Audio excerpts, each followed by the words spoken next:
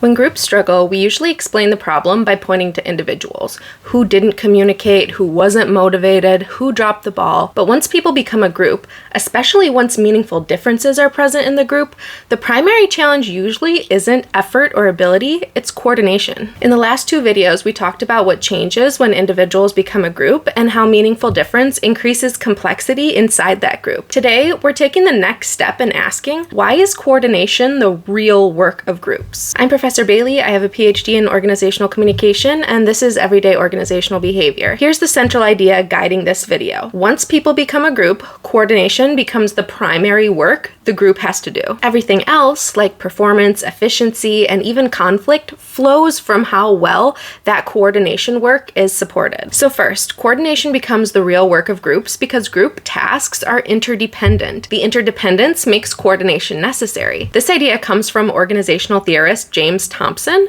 whose 1967 book, Organizations in Action, is foundational in organizational theory. Thompson argued that coordination demands depend on the kind of interdependence involved. And there are three. Pooled interdependence, where people work independently and then their results are combined. Sequential interdependence, where one person's work depends on another person's output. And reciprocal interdependence, where people continuously adjust to one another. As interdependence increases, coordination becomes more complex and more demanding. Most organizational work today, especially knowledge work, is reciprocally interdependent. We're working together all the time. People don't just complete tasks side by side. They have to align timing and information and priorities and interpretations. So coordination isn't extra work layered on top of the task. It is the task. So when groups struggle, it's often because the coordination required by the group exceeds what the group is set up to support. A second thing is that groups coordinate by developing shared expectations about how work is done, not by constantly talking everything through.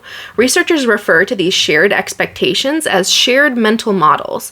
Shared mental models are how groups do the work of coordination. Work by Janice Cannon-Bowers, Eduardo Salas, and Sherilyn Converse showed that effective teams develop overlapping understandings of what the task is, who is responsible for what good performance looks like, and how members are expected to interact. These shared mental models allow groups to coordinate efficiently, especially under pressure, because members can anticipate each other's actions. Later research using both lab-based simulations and studies of real work teams found that teams with stronger shared mental models tend to coordinate more smoothly and adapt more effectively. This connects directly back to the previous video. When groups include meaningful differences in expertise, background, roles, or perspectives, those shared assumptions are weaker at first. That doesn't make coordination work impossible, but it does mean coordination requires more intentional sense-making. Meaningful difference increases the importance of coordination and the effort required to achieve it. Another reason why coordinating a group of people is so difficult is that coordination work is largely invisible. When coordination breaks down, it rarely looks like a coordination problem, so we often misdiagnose the coordination problem as an individual issue.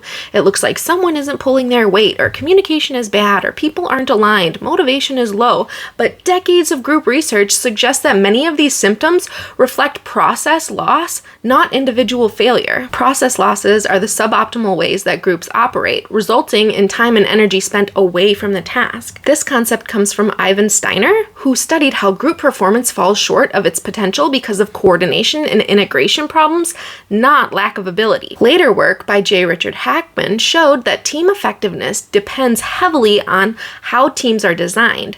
Task structure, role clarity, feedback systems, not just who is on the team. And more recent work describes coordination as the integration of three elements: accountability, which is clarity about who is responsible for what; predictability, knowing what others will do and when; and common understanding, a shared meaning about the task. When any of these weaken, coordination suffers, even when everyone is capable and well-intentioned. By the time performance problems become visible, coordination problems have often been present for a long time. So when we ask why groups struggle, the most useful question often isn't, what's wrong with these people? What's wrong with our group? It's, what coordination work is this group being asked to do, and how is that work being supported or undermined? This is why many group problems persist. They're explained at an individual level, but they originate from the group or the system level. When coordination becomes difficult, groups often look for ways to stabilize it. Sometimes that happens through clearer roles or routines, sometimes through shared norms,